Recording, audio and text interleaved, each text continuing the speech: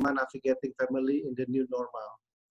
Tentunya kalau kita ingat dalam teori evolusi, dikatakan bahwa bukan spesies yang kuat dan besar yang bisa bertahan melewati siklus evolusi, melainkan yang bisa beradaptasi dan mampu menyesuaikan diri dalam lingkungannya yang baru. Nah, malam ini kita akan mendengarkan apa dan bagaimana juga menyiasati dalam situasi yang kita katakan new normal ini. Untuk itu kita langsung saja minta Pastor Risa untuk memimpin doa, dan webinar ini akan segera kita mulai. Silahkan, Pastor. Thank you, Pak Marcel. Yuk kita berdoa sama-sama. Terima kasih Tuhan, kami bersyukur buat kesempatan kami bisa mendengarkan seminar tentang keluarga pada malam ini. Kami percaya Tuhan, perkenanan Tuhan dan hadirat Tuhan ada bersama dengan kami dimanapun kami berada. Kau berkati Tuhan pembicara yang sudah Kau tempatkan di tengah-tengah kami Tuhan, Pak Julianto dan Pak Dwijo, supaya lewat pembicaraan malam ini kami dikuatkan, kami diperlengkapi, sehingga kami bisa navigate Tuhan, family kami dalam new normal ini. Bukan kami semakin mundur, bukan kami semakin jatuh, tapi kami semakin bangkit dan semakin bertumbuh di dalam Tuhan. Terima kasih Tuhan, kami mau serahkan semua dalam tangan Tuhan, dari awal hingga akhirnya dalam nama Tuhan Yesus kami berdoa. Amin. Silakan Pak. Amin.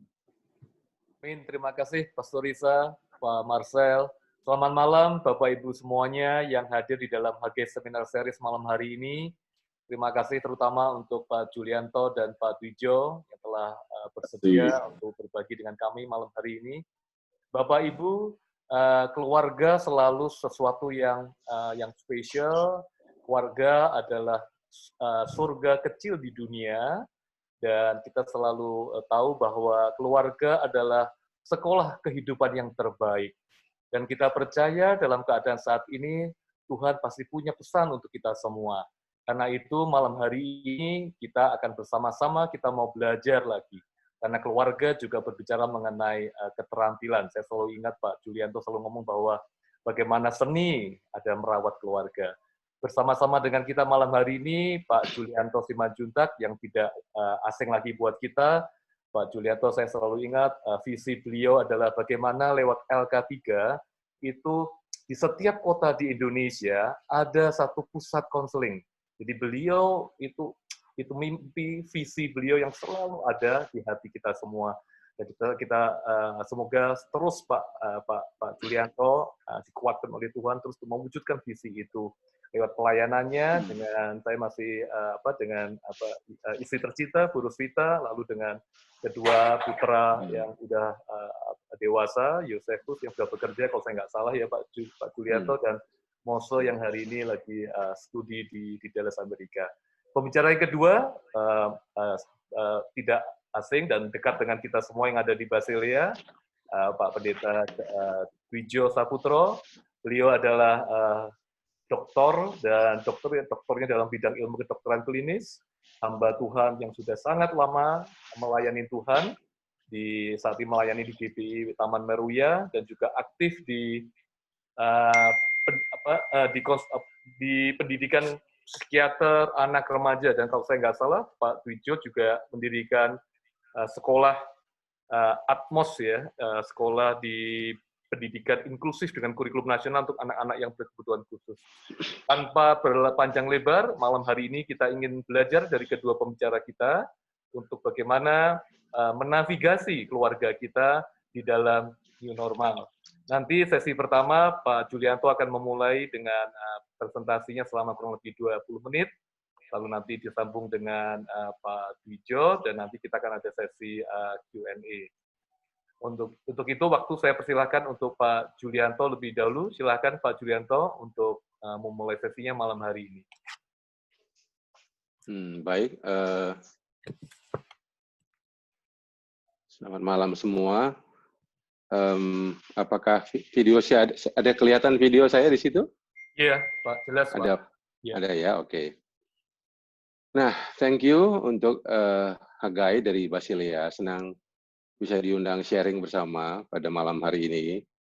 Dan saya ingin mulai dari membaca kitab Filipi ya, pasal yang kedua, ayat 2 sampai ayat 4. Saya pernah mengalami hubungan yang sangat buruk dengan anak kami, Moze. di mana komunikasi kami sejak dia SMP kelas 1 itu sangat dingin ya, sangat miskin dan sangat minim. Saya merasa frustrasi karena tidak tahu harus melakukan apa selain membawa ke banyak psikolog, ke beberapa psikiater, dan juga saya konseling dengan beberapa konselor pada waktu itu. Mengingat sebenarnya rasa frustrasi saya itu bukan dari dia SMP, tetapi sejak dia sejak dia umur 2 tahun. Ya. Mungkin sekarang lebih dikenal sekarang, Moze itu seperti anak special gifted, ya, special talented. Tapi karena minimnya pemahaman saya tentang special gifted, justru saya merasa waktu itu Moze bukan anak yang pandai gitu. Dan setelah konflik kami berkepanjangan, ayat inilah yang menavigasi saya, menuntun saya untuk mempunyai hubungan yang lebih baik, ya. Bisa rekonsiliasi dengan anak kami. Ayat ini tertulis demikian, ya.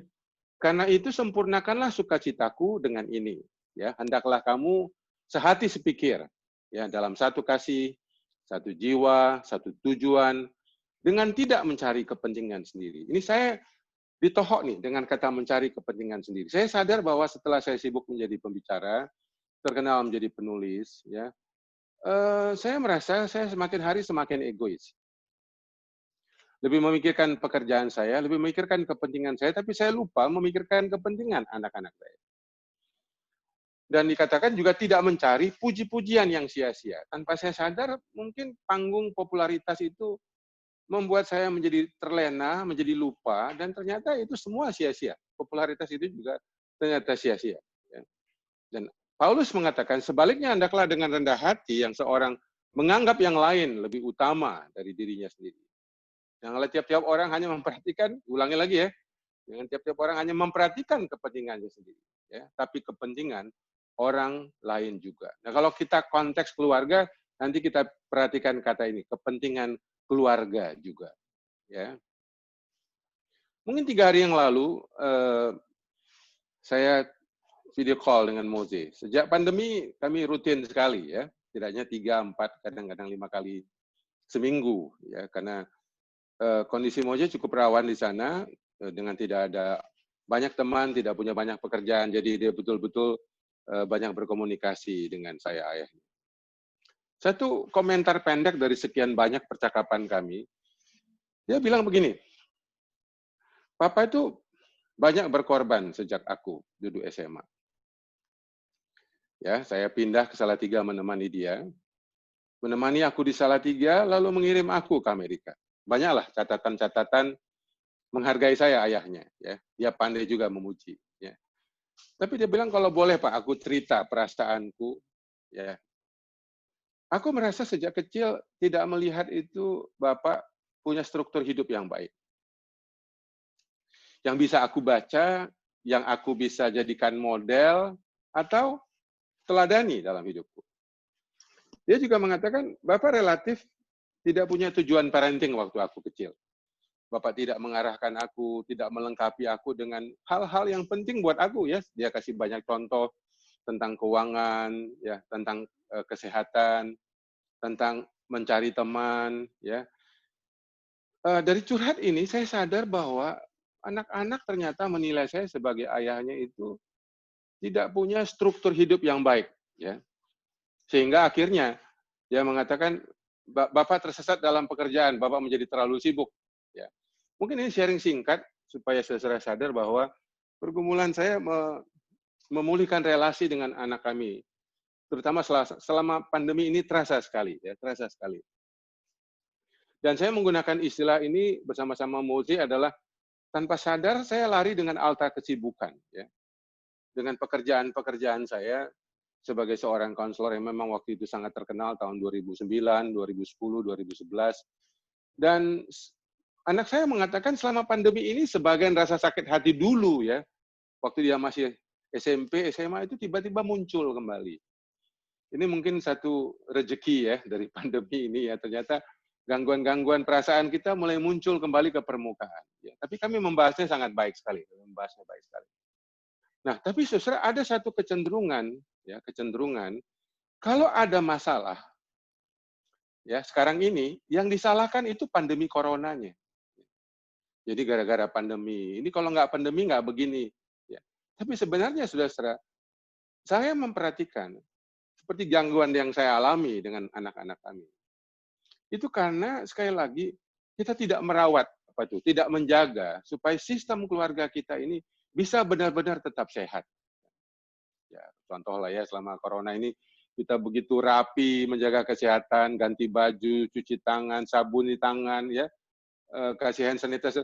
Tapi saudara kita tidak sadar sebenarnya ada gangguan penyakit dalam sistem hubungan-hubungan kita dengan orang-orang yang kita kasih di rumah. Ya. Dengan kata lain, sekali lagi masalah-masalah di rumah tangga kita sekarang, ya ini bukan karena adanya COVID, ya sama sekali bukan. Ya itu kebanyakan dikambing hitamkan. Tapi kalau saya melihat begitu banyak masalah dimulai dengan keluarga tidak lagi menjadi fokus. Ya ini saya sering sekali menekankan. Nanti saya akan memberikan beberapa contoh yang relevan untuk kita. Jadi sekali lagi, saudara, selama era new normal ini sebenarnya adalah satu tantangan buat kita untuk kembali memprioritaskan, ya, mengutamakan, mempedulikan itu justru keluarga inti kita. Saya bersyukur ya, selama pandemi ini kan memang banyak di rumah ya. Saya merasa tidur itu enak banget ya, bangun itu juga enak banget ya. Bisa punya lagi hobi yang dulu hilang sama sekali waktu sibuk. Tapi sebenarnya saudara yang paling saya rasakan adalah hubungan dengan keluarga itu jauh lebih dekat ya. Sama anak sulung saya misalnya. Sebelum pandemi itu boleh dibilang seminggu sekali ya kita kontak. Ya, dia sibuk bekerja sebagai tenaga desain. Tapi setelah pandemi ini dia malah rajin pulang ya. Kita rajin telepon sehingga bisa 3-4 kali seminggu. Jadi kalau kita lihat sebenarnya masa-masa pandemi new normal ini, yang perlu kita perhatikan sungguh-sungguh adalah bagaimana kita menikmati lagi relasi-relasi yang dulu pernah hilang ya dalam relasi-relasi kita dengan orang terdekat. Saya sama istri juga mencoba menganalisa dan mendiagnosa pertengkaran kami yang akhir-akhir ini lebih terasa karena bertemu ya. Dulu kan sibuk ya. Jadi kalau sibuk itu sebagian pertengkaran itu intensitasnya berkurang. Tapi dengan waktu yang lebih banyak, kita bisa membicarakan, misalnya doa pagi gitu ya, kita saat itu, kita membahas nih kita isu pertengkarannya apa sih gitu ya. Dan kalau boleh jujur, ternyata juga sama dengan Moses, sebagian luka-luka istri saya ke saya yang terjadi mungkin tahun lalu, 2 tahun yang lalu, dan saya juga sebaliknya, itu bisa tiba-tiba muncul. Dan kami coba periksa, sebenarnya kita bertengkarnya apa sih ya? Apa sih yang membuat kita menjadi terluka satu sama lain? Nah, ini yang menarik. Selama new normal ini, bagaimana caranya sebenarnya kita memperhatikan bahwa ada yang perlu kita perhatikan dengan baik-baik. Apa yang paling prioritas? Ya. Siapa yang paling perlu kita dekati untuk memperbaiki relasi-relasi kita? Nah, saya menyampaikan 3 poin ini. Satu adalah kita perlu menyehatkan diri sendiri. Ini saya rasa banyak orang gagal bukan mencintai orang lain, ya, terutama aktivis gereja. Kita justru gagal mencintai diri kita sendiri. Ya, kita kadang-kadang sampai lupa dengan hobi kita sendiri, sampai lupa dengan kesenangan kita sendiri. Kita selalu sibuk melayani di gereja 3 kali seminggu, 5 kali seminggu, tapi dengan diri kita sendiri kita tidak begitu cukup mengasihi kita diri sendiri. Ada ribuan orang yang pernah tes di lembaga kami, psikotes ya. Tapi satu yang menarik dari psikolog itu mengatakan, begitu banyak orang yang cakap mencintai orang lain, berbuat baik pada orang lain, tapi dia tidak cakap untuk mencintai dirinya sendiri. Sudah perhatikan baik-baik. Itu mungkin para istri yang terlalu sibuk melayani anak sama suami, tapi dia sendiri tidak sempat merawat dirinya sendiri. Yang kedua adalah membangun hubungan-hubungan yang hilang selama sebelum pandemi ini. Ya. Saya bersyukur bahwa sempat memaksakan diri untuk pindah menemani anak saya ke Salatiga. Saya waktu membangun ulang bonding itu ya, saya butuh 4 tahun, saya pikir-pikir kok lama banget ya. Untuk menebus waktu itu ternyata lama sekali. Nah, tapi kalau saya tanya, kenapa lama? Ternyata, karena saya dulu tidak punya bonding sama orang tua saya. Jadi ada orang yang begitu cepat, ya seperti istri saya, bisa cepat pulih sama anak. Tapi kalau saya lama. Kalau saya bandingkan, karena dia dekat sekali sama ayahnya, dan dia relatif dekat sama ibunya. Saya sama sekali tidak. Jadi intensitas memulihkan relasi juga ditentukan seberapa sehat relasi kita waktu kita masih kanak-kanak. Nah, yang ketiga, barulah kita bisa memperkaya dan mempersehat sistem hubungan-hubungan kita satu sama yang lain. Ya. Nah, poin ini akan lebih banyak saya singgung yang barangkali saya sempat bahas di beberapa kesempatan yang lain. Nah, setelah saya ingin menyampaikan poin ini, dalam ayat tadi yang kita baca, bagaimana selama new normal ini kita betul-betul tidak mencari kepentingan sendiri. Ini Paulus sangat menekankan sekali. Ya. Dan tidak mencari pujian atau penghargaan atau popularitas yang sia-sia. Ya. Saya sempat tahun 2015 saya kira ya, setelah saya 3 tahun di Salatiga. Karena saya mempersiapkan mau jadi untuk sekolah ke Amerika, saya menolak begitu banyak undangan, mungkin hampir sekitar 100 undangan 1 tahun itu saya tolak. Dan saya merasa begini, saya kok seperti tidak menjadi siapa-siapa ya. Di Salatiga saya nganggur 5 hari, saya cuman di rumah, saya di kamar, saya bengong, saya baca Alkitab, saya nulis, saya pergi ke rumah tetangga. Tapi saya sadar ya, pada waktu itu saya merasa saya sudah lama kehilangan keseimbangan untuk memperhatikan orang-orang di sekitar saya. Saya ke rumah tetangga, saya memperhatikan ke sana. Saya pikir enak juga ya, ngobrol sama tetangga yang tidak terlalu sistematis, teratur. Seperti saya di gereja jadi pembicara begitu sistematis. Nah, ini yang saya baca dari Rasul Paulus, bahwa kita perlu sekali belajar untuk rendah hati, menganggap orang-orang di sekitar kita itu adalah orang-orang yang VIP, orang-orang yang sangat utama dalam hidup kita. Tapi ini tidak mudah, saudara. Saya udah biasa dihormati, dihargai, dilayani, tiba-tiba saya harus mundur. Ya, saya dikuatkan oleh ingat Musa 40 tahun di padang gurun, Paulus 3 tahun di padang Arab. Terus ini penting sekali belajar untuk merendahkan hati kita untuk memberikan perhatian pada orang-orang di sekitar kita. Terutama ini, ya, membangun sistem hubungan-hubungan dengan pasangan kita, hubungan dengan anak kita. Nah, selama new normal ini, penting sekali kita untuk membahas kegiatan-kegiatan kebersamaan kita. Supaya ini menjadi lebih penting. Ya, sekali lagi ditekankan, tidak mencari kepentingan sendiri, tapi kepentingan bersama dalam ayat yang kita baca tadi. Tapi apa kegiatannya? Apa kebersamaan-kebersamaan kita? Ya, ini yang perlu kita bangun selama new normal supaya betul-betul kebersamaan yang di dalam ayat tadi dikatakan, kesehatian, ya, yang dikejar oleh bersama-sama, ini mendapatkan satu tempat yang sangat penting dalam hidup kita. Nah, artinya saudara-saudara, mari kita kasih contoh. Selama masa pandemi ini, mana yang kita utamakan? Misalnya keuntungan bisnis, dagang kita, karir kita, atau kesehatan mental anak kita. Saya ingat sekali waktu tantangan kami pindah ke Salatiga, kantor saya di Jakarta, semua pekerjaan saya di Jakarta. Tapi waktu pindah, saya berpikir, apakah saya mengutamakan pekerjaan saya atau kesehatan mental anak saya? Maka saya memutuskan kesehatan mental anak saya. Waktu itu dia menderita depresi. Sekarang ini misalnya, apakah nilai-nilai akademis anak-anak kita yang turun ya selama masa pandemi ini, apakah itu lebih penting daripada kebersamaan, daripada kesehatan mental, daripada anak kita? Jadi saudara memprioritaskan apa yang penting di dalam hubungan-hubungan, apa yang penting bagi anak kita. Itu yang diperhatikan oleh kita sekalian. Ya, anak saya misalnya mengatakan ya, Pak, selama pandemi ini Bapak boleh nggak telepon aku secara rutin, ajarkan aku hal-hal yang dulu Bapak tidak ajarkan. Dan bolehkah Bapak bantu aku untuk mengembangkan hobi-hobi baru selama aku menganggur di apartemen. Saudara, saya kan harus membutuhkan waktu untuk memikirkan apa yang harus saya bicarakan, apa yang harus saya sampaikan, apa yang harus saya jawab kepada anak saya. Ini sesuatu yang tidak mudah kalau kita tidak terlalu biasa. Saudara. Nah, jadi sekali lagi, saudara, mungkin ini bagian yang terakhir sebelum kita tanya jawab. Kami membahas sama istri saya, misalnya bagaimana setelah new normal ini, apa yang menjadi prioritas dalam hidup kita. Program-program apa yang bisa kita prioritaskan dan apa yang perlu kita abaikan selama masa new normal ini.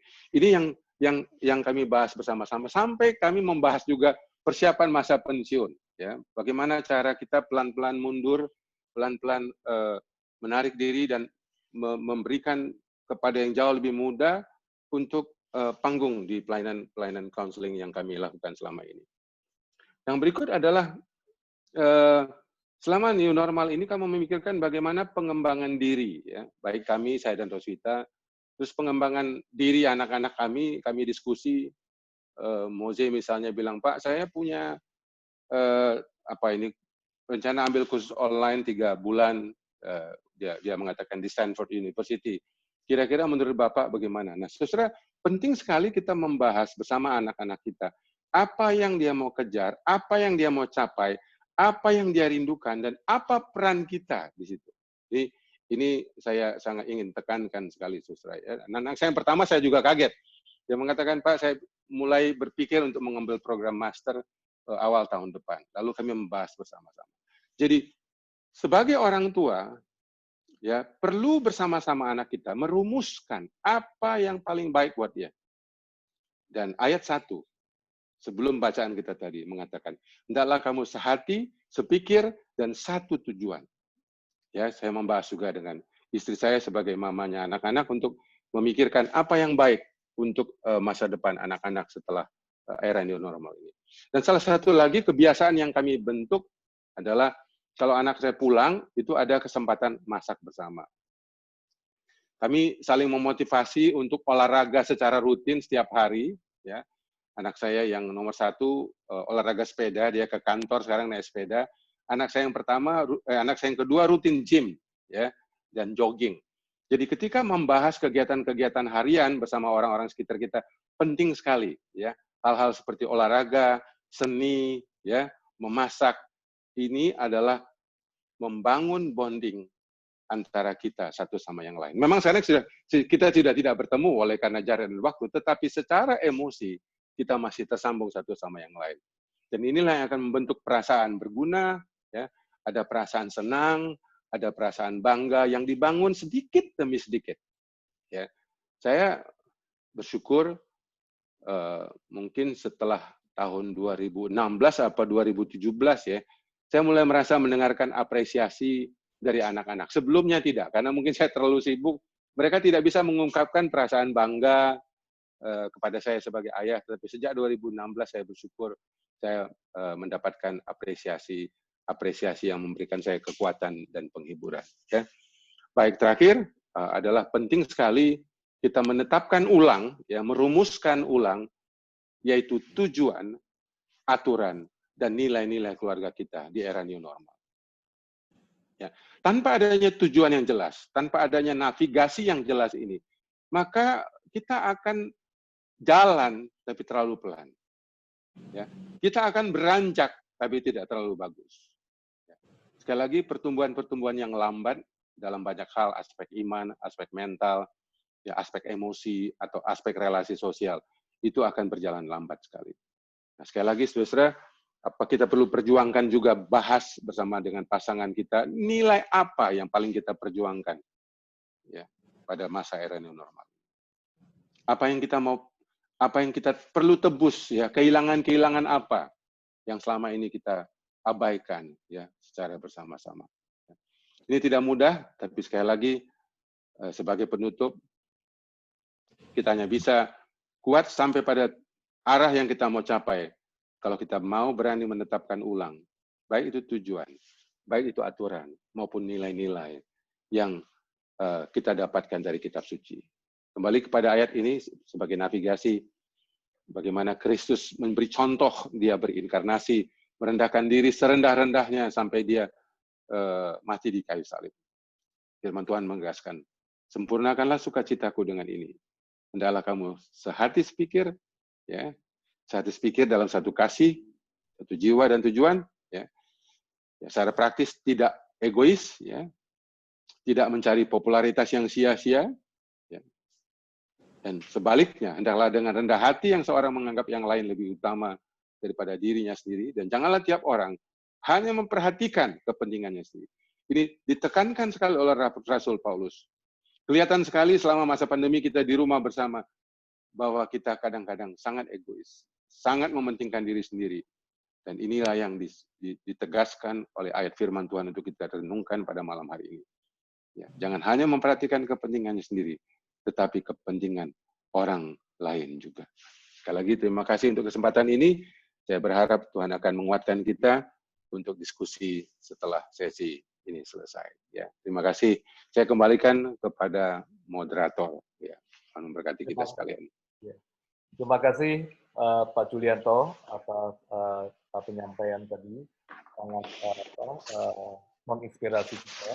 Jadi Bapak Ibu Saudara, ini adalah sesi pertama dari Pak Julianto ketika tadi Pak Julianto menyampaikan bahwa di masa pandemik ini adalah justru masa di mana yang Tuhan izinkan untuk kita untuk menata kembali sistem keluarga yang sehat. Tadi Pak Julianto menyampaikan bahwa bagaimana kehidupan itu ada strukturnya dan keluarga juga ada sistem keluarga yang sehat. Dan di masa-masa seperti ini kita harus menentukan apa dan siapa yang perlu diperbaikin. Ada 3 hal tadi catat yang saya rasa sangat penting untuk kita malam hari ini adalah yang pertama adalah bagaimana kita menyehatkan diri kita sendiri, self love, memulai dari kita sendiri, dari suami dan istri. Lalu yang kedua adalah bagaimana membangun bonding yang hilang. Jadi bagaimana ikatan yang kurang, yang hilang sebelumnya boleh kembali dikuatkan. Dan yang ketiga adalah bagaimana kita mempersehat sistem keluarga. Ada rasa kebersamaan, sepikir, satu tujuan, sehati. Dan semua itu dilandaskan oleh kebenaran firman Tuhan, seperti Rasul Paulus sampaikan, tidak mencari kepentingan sendiri, dan tidak mencari pujian dan popularitas, tetapi sungguh-sungguh memperhatikan kepentingan keluarga kita. Itu tadi secara singkat dari Pak Julianto yang boleh saya summary, nanti kita boleh perpanjang di dalam sesi tanya-jawab. Nah, sebelumnya, setelah ini kita akan masuk ke sesi yang kedua, setelah bersama dengan kita adalah Pak Dijo Saputro. Pak Pendeta Dijo, saya silakan Pak, waktunya silakan. Shalom, selamat malam. Terima kasih Pak Edi sebagai host. Selamat malam buat Ibu Bapak sekalian, kawan-kawan. Banyak yang lama tidak jumpa, ini obat kangen. Terima kasih saya diberi kesempatan untuk bisa berjumpa dan mengisi acara malam hari ini. Puji Tuhan. Nah, judul yang sama diberikan kepada kami berdua sebagai narasumber, yaitu menavigasi keluarga dalam situasi yang sekarang ini di seluruh dunia dikatakan new normal. Saya memang pernah berpikir sebetulnya saya tidak mau menggunakan kalimat new normal, tapi karena diberi judul juga kalimat ini tetap saya pakai ya, karena setahu saya situasi itu normalnya itu kan normal seperti yang Tuhan ingin. Bagi saya ada sebuah prinsip bahwa hidup normal itu adalah hidup seperti yang Tuhan inginkan. Bukan hidup normal itu hidup seperti yang sekarang keberadaan kita. Jadi sebetulnya kondisi pandemi COVID ini justru menormalkan kita. Tapi mungkin menormalkan kita itu yang disebut oleh masyarakat itu new normal. Ya, slide berikutnya. Nah, tentunya saya akan mulai dengan pengertian tentang kebenaran firman Tuhan yang mendasari daripada bagaimana kita menavigasi. Tentunya ayat ini menjadi bagian dari kehidupan saya juga. Karena saya pikir saya dari dulu sampai sekarang setelah saya lahir baru, kemudian boleh dikatakan saya terlibat di dalam pelayanan yang sudah cukup lama pada awal-awal kehidupan melayani. Saya pikir hidup saya baik-baik saja dan sudah sesuai seperti yang seharusnya yang saya tahu.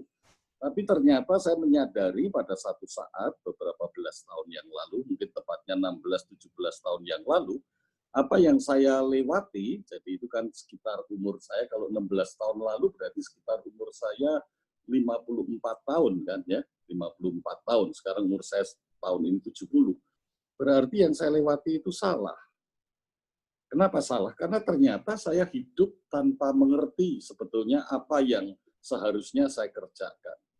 Karena firman Tuhan itu menyadarkan bahwa kita hidup itu berdasarkan apa yang harusnya kita ingin, yang seharusnya ingin kita wujudkan. Kita tahu apa yang harus kita wujudkan, diinginkan, disengaja. Membangun keluarga juga harus disengaja. Mendidik anak juga harus disengaja, bukan hanya asal saja kita berjalan. Menghadapi situasi yang seperti saat ini, kita pun juga harus sadar, kita sengaja, kita mau lakukan apa. Ke depan itu kita mau lakukan apa. Jadi dikatakan mereka tidak tahu dan tidak mengerti apa-apa. Nah, kalau tidak mengerti apa-apa, karena pada zaman itu kehidupan umat Allah pada waktu itu, kehidupan bangsa Israel, mereka memang dalam kondisi bangsa Israel yang tidak tahu apa-apa, tidak jelas struktur kehidupan mereka. Mana yang benar, mana yang salah juga tidak tahu, keadilan juga tidak tahu. Mereka betul-betul seperti orang yang sedang hidup di dalam sebuah kegelapan. Jadi mereka itu berjalan dalam kegelapan. Kalau orang berjalan dalam kegelapan, ya sepertinya berjalannya itu seperti orang mabuk. Rasanya kita menapak kaki, tapi sepertinya kaki ini tidak menapak pada alas yang kokoh, alas yang kuat. Jadi next slide.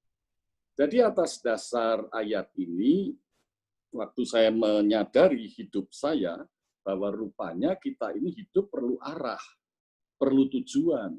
Yang saya maksud pada waktu itu adalah kesadaran saya menjadi seorang ayah, kesadaran saya menjadi seorang bapak di rumah. Karena saya yang memimpin, harusnya saya tahu dong, apa yang harus saya lakukan, terutama untuk anak-anak saya. Yang saya pikir waktu itu hanya anak-anak itu baik-baik saja, sekolahnya pinter, nanti kalau dewasa sukses, jadi orang yang diberkati Tuhan dan dipakai Tuhan memberkati orang lain. Ya istilah-istilah yang sudah umum lah di antara kita, semua orang punya keinginan itu. Tapi ternyata ada satu prinsip yang harusnya saya sengaja, dengan sengaja itu menjadi motivasi saya, harusnya saya itu menjadikan anak saya adalah pengikut Kristus. Harusnya saya menjadikan anak-anak saya dan seluruh keluarga saya menjadi murid Kristus, dan itu yang terpenting. Jadi kalau kembali soal navigasi, ya saya mencoba mempelajari kembali, saya buka kamus, arti navigasi itu sebetulnya kalau menurut kamus di dalam pengertian bahasa, navigasi itu apa? Navigasi adalah suatu rencana, suatu arah. Jadi sesuatu yang memang kita rencanakan, bukan? Sesuatu yang memang kita inginkan, bukan? Suatu arah, sesuatu tujuan yang memang kita tetapkan untuk kelak kita sampai. Nah, kalau di dalam keluarga, ya untuk kelak keluarga itu mau menjadi seperti apa. Nah, kita tentunya menginginkan, tentunya kita merencanakan. Sama halnya kita merencanakan sebuah pelayaran, sama halnya kita merencanakan sebuah penerbangan, dan sebagainya. Nah, tentunya mengemudikan atau mengendalikan pelayaran, perahu, penerbangan, pesawat, menuju kepada satu tempat titik atau tujuan tertentu, nah kita dibantu dengan alat, namanya instrumen, atau map, atau kompas, alat navigasi, alat pemandu. Jadi navigasi itu adalah memandu arah tujuan, untuk menuju ke suatu titik tujuan. Nah tentunya ini memerlukan pedoman arah, atau yang disebut kompas. Nah dalam menavigasi harus dilakukan tentunya, kita harus penuh dengan kecermatan, hati-hati, jangan sampai tergoda, kita tidak mau ikut dengan kompas yang ada. Seringkali orang sudah berjalan dengan kompas, tergoda, jangan-jangan ini keliru. Seringkali saya baca wase, saya menolak, diarahkan wase, lama-lama jalannya kok makin kecil. Ini kesasar, saya balik. Wah malah tambah kesasar lagi. Mestinya saya ikut saja kan. Mungkin dari jalan kecil nantinya nembus jalan besar, dan waktunya relatif lebih singkat barangkali.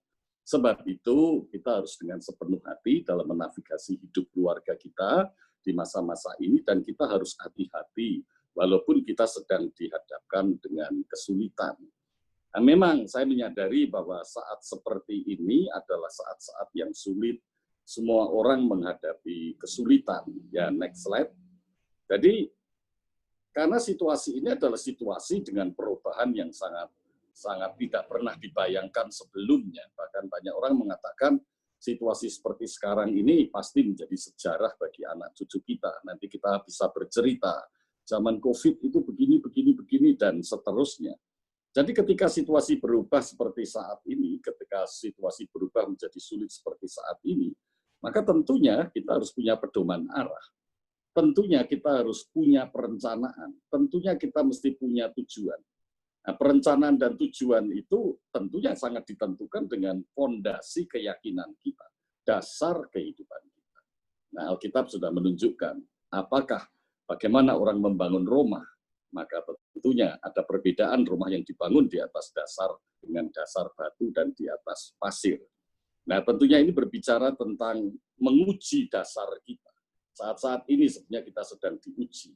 Apakah dasar yang kita pakai ini sudah mendukung perencanaan yang kita buat ke depan untuk mencapai suatu titik, suatu tujuan yang tertentu. Jadi ujian bagi keyakinan kita bahwa sesungguhnya apapun keadaannya, Tuhan Yesus mampu mengontrol, mengendalikan keadaan dan mengendalikan kita juga. Jadi navigasi itu adalah memandu menuju ke arah tujuan. Menuju ke titik tujuan menggunakan pedoman arah. Nah, berbicara tentang keluarga, tentunya titik tujuan tidak ada yang lain. Meskipun krisis ekonomi, meskipun krisis lapangan pekerjaan, meskipun krisis yang terjadi di dalam rumah, karena hubungan-hubungan yang disebut Pak Julianto tadi, relasi tentunya mengalami ujian juga. Tetapi tetap tujuan yang kita inginkan tetap sama. Kompas akan menunjuk ke arah utara, ke arah yang tepat, ke arah yang sama, yaitu visi dan tujuan Allah. Jadi dalam situasi seperti ini, kompas itu menunjuk hidup kita harus kita arahkan ke visi dan tujuan Allah. Ya, next slide. Sebagai gambaran saja, di dalam realita kehidupan kita, sebelum itu saya akan sampaikan keluarga dan visi tujuan Allah yang saya maksud itu adalah keluarga, semua orang membangun keluarga. Kalau belum membangun keluarga, kita memberikan bimbingan apa yang akan mereka tempuh, apa yang akan mereka bangun. Sebab itu bimbingan pranikah menjadi sangat penting. Mereka harus tahu, keluarga itu adalah tempat utama untuk menanamkan kasih. Tempat paling aman.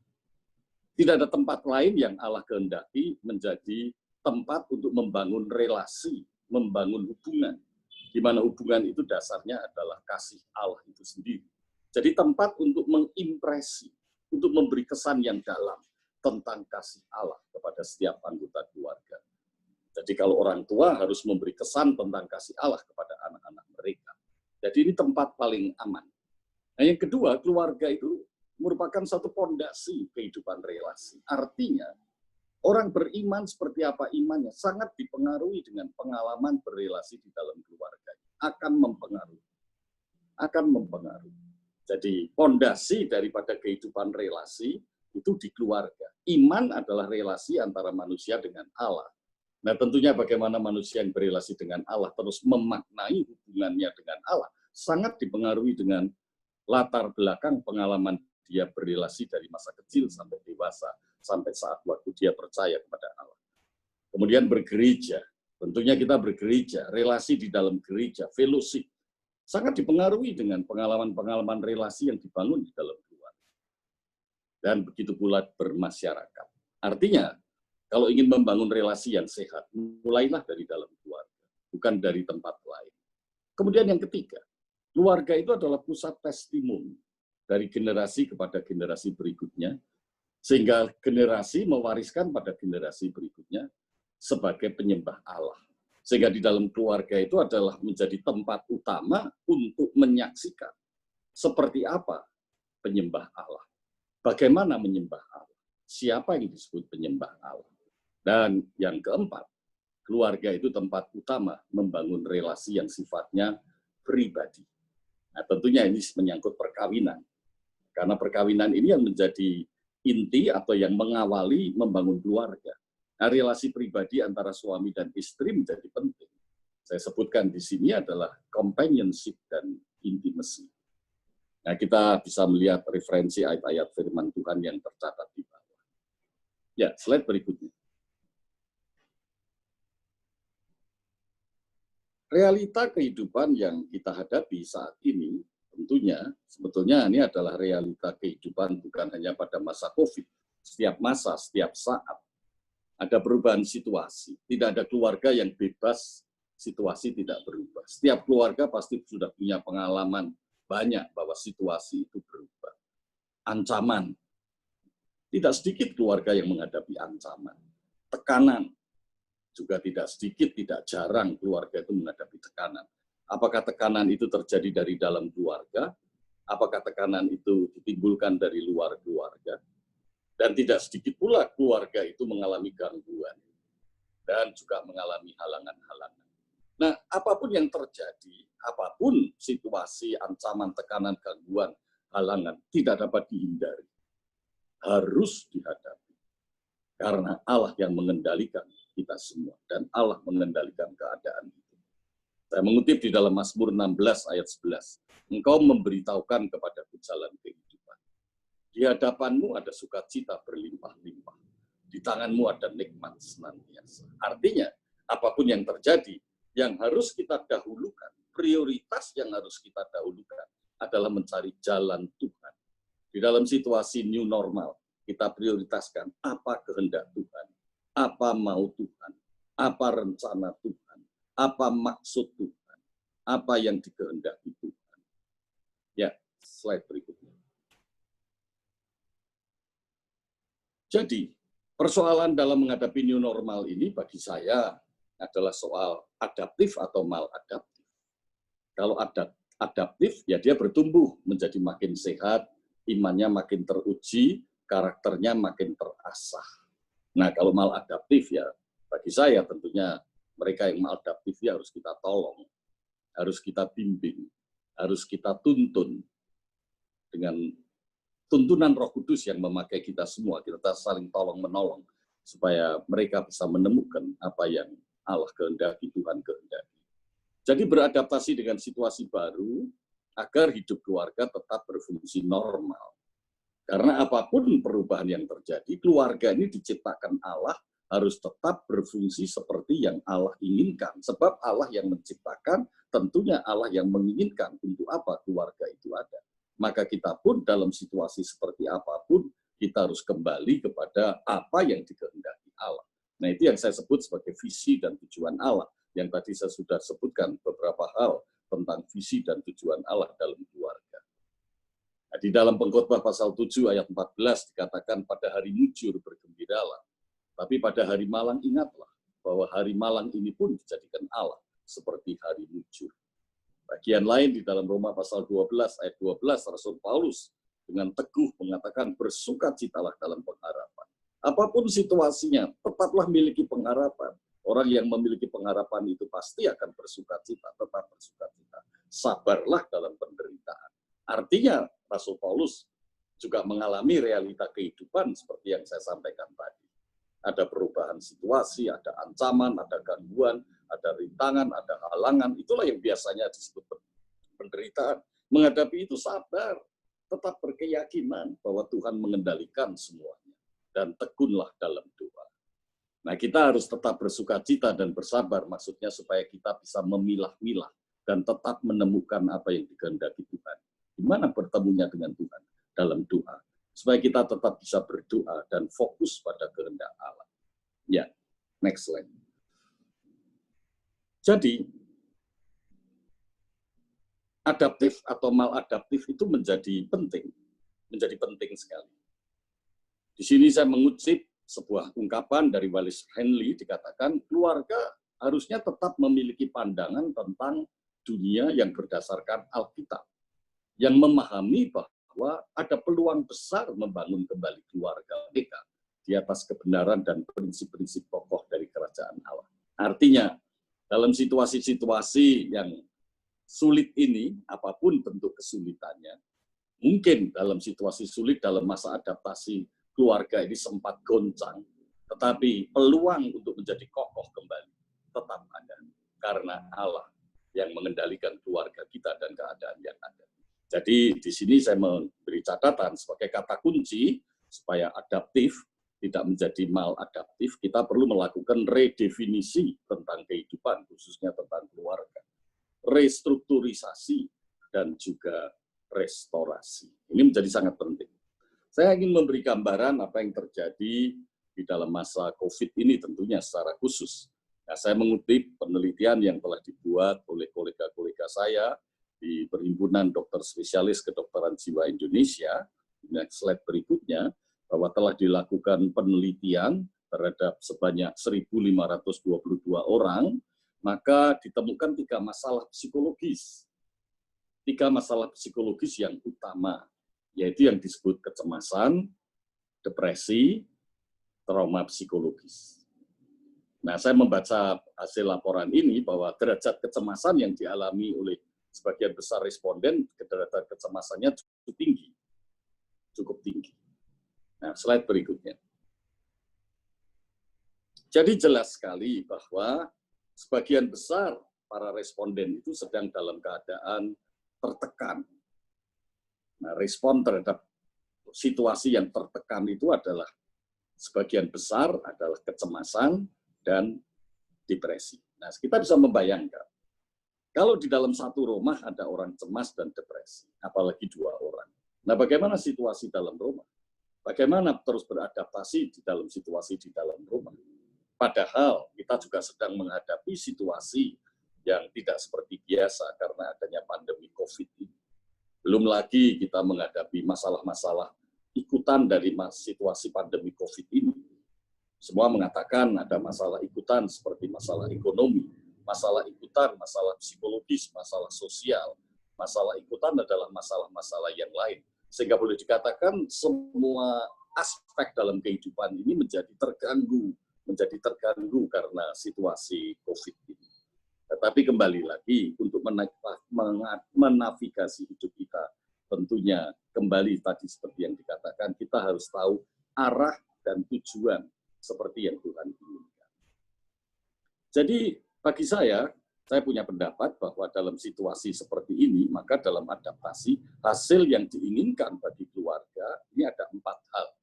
Nah, sebetulnya 4 hal ini yang saya tulis di sini adalah merupakan pilar-pilar, atau yang dia biasa disebut sebagai pilar, ya pilar kalau kita membangun rumah, ada yang disebut sebagai pilar. Ya, next slide. Yang pertama yaitu adalah kelekatan. Bagaimana satu dengan yang lain anggota keluarga itu mempunyai kelekatan. Ya, tadi pakai istilah bonding, cohesion, dari daya lekat satu dengan yang lain. Yang dimaksud cohesion di sini ada individuation, artinya setiap orang menjadi seperti bagaimana dirinya sendiri. Jadi orang itu tidak perlu memaksakan diri harus menjadi seperti orang lain. Setiap orang tetap merasa aman dengan dirinya sendiri karena dia menjadi dirinya sendiri. Tetapi walaupun menjadi dirinya sendiri, mereka satu sama lain bisa interdependent, bisa bersama-sama. Ada mutuality. Ini yang disebut cohesion. Nah, tentunya kita melewati new normal ini, cohesion ini diharapkan makin nyata di dalam kehidupan keluarga. Kemudian yang kedua ada adaptability. Karena saya katakan realita kehidupan selalu menghadapkan kita pada perubahan situasi. Ada ancaman, ada rintangan, ada halangan, ada gangguan. Nah, kita harus beradaptasi. Nah, sejauh mana kemampuan beradaptasi? Itulah yang disebut dengan adaptability. Nah, di sini ditentukan oleh 2 hal, atau sebaliknya kalau mampu beradaptasi, berarti sistem yang ada di dalam keluarga, hubungan yang ada di dalam keluarga itu pasti satu dengan yang lain, tidak rigid, tidak kaku, tapi fleksibel. Ada flexibility. Nah, Alkitab tadi menunjukkan salah satunya adalah tidak egois, gitu kan. Karena salah satu yang membuat rigid adalah keegoisan. Walaupun keegoisan itu tidak hanya mengakibatkan rigid, bisa mengakibatkan bentuk-bentuk sistem-sistem yang merusak keluarga yang lain. Dan yang berikutnya ada stability, ada stabilitas dalam keluarga. Ya, tentunya salah satunya kalau kita mau stabil, maka fondasi dan struktur dalam keluarga itu harus jelas. Juga arah tujuan keluarga itu harus jelas. Kemudian yang berikutnya lagi adalah pilar yang ketiga adalah communication. Hasil daripada adaptasi itu harus membuat communication menjadi lebih baik. Saat ini banyak orang mengeluh. Tadi kita juga mendengar kesaksian dari Pak Yulianto. Nah, seringkali communication menjadi teruji dalam masa-masa seperti ini. Communication harus menjadi makin jernih, makin jelas. Apa yang disampaikan, maka orang yang menerima apa yang disampaikan harus jelas seperti apa yang disampaikan oleh orang lain. Harus clear. Dan ya, yang keempat harus ada struktur dari peran, role structure. Seringkali orang menjadi kacau, keluarga perjalanannya menjadi kacau, menjadi simpang siur karena ada kekacauan dalam peran. Tidak jelas siapa yang berperan menjadi siapa di dalam keluarga.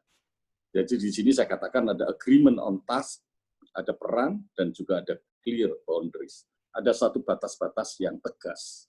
Seorang ayah itu tugas dan fungsinya apa?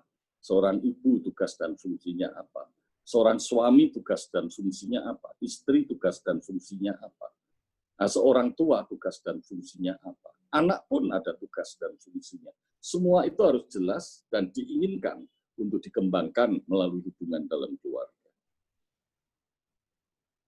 Berikutnya, saya ingin mengatakan dalam adaptasi hasil yang kita inginkan, saya mengatakan di slide ini adalah dunia kita berubah.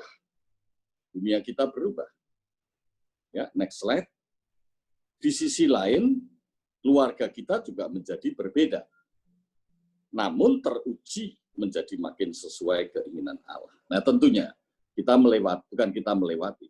Masa yang disebut new normal ini, masa yang dikatakan akan berubah, kehidupan akan berubah, cara orang berbisnis akan berubah, ekonomi akan berubah, semua aturan-aturan akan berubah, pola-pola kehidupan berubah. Tetapi kita harus tahu, di sisi lain dengan perubahan itu harus menjadikan keluarga kita menjadi berbeda. Apa maksudnya berbeda? Keluarga kita makin dewasa, keluarga kita makin sesuai dengan keinginan Allah.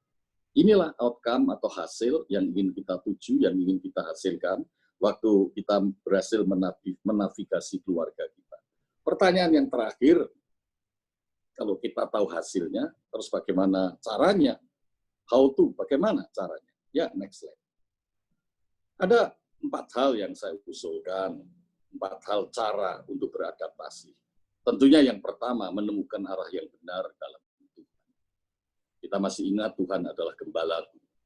Kita masih ingat bagaimana pada waktu itu murid disuruh berjalan di atas air, atas permintaan Tuhan Yesus, Petrus disuruh berjalan. Padahal Tuhan Yesus bisa menggunakan cara yang lain kalau ingin menolong para murid-muridnya yang waktu itu juga diterpa dengan sebuah kejadian yang di luar kehendak, di luar keinginan, ada perubahan situasi.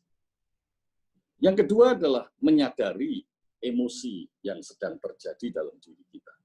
Saya katakan menyadari kecemasan, kegelisahan.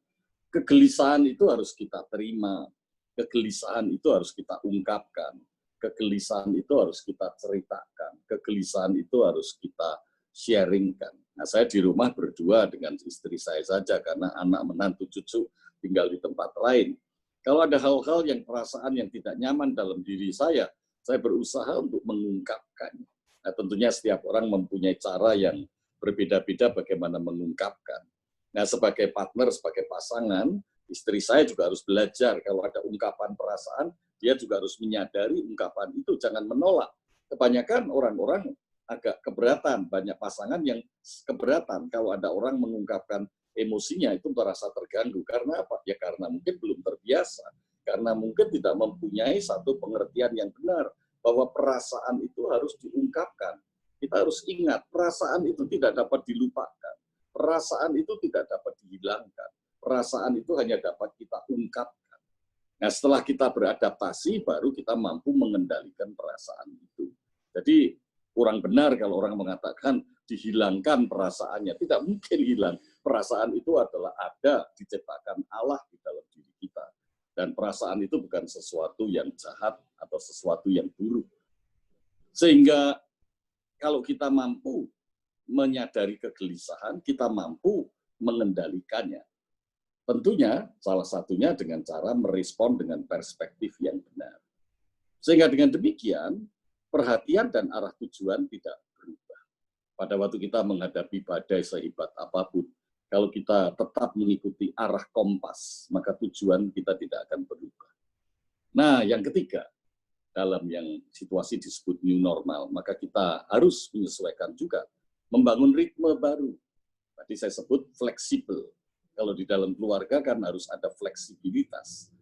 Kita pun dalam kehidupan sehari-hari, dalam hubungan dengan lingkungan sekitar kita juga harus fleksibel. Kita harus sanggup membangun ritme kehidupan yang baru dalam keluarga. Dan yang terakhir, dengan kita mampu membangun ritme kehidupan yang baru dalam keluarga, maka kita dimampukan tetap berjalan dalam kasih untuk menjadi terang dan garam di dalam keluarga maupun di luar keluarga. Jadi saya tetap menjadi terang dan garam dengan istri saya selaku ayah menjadi terang dan garam dengan anak dan cucu saya, dan sebagainya.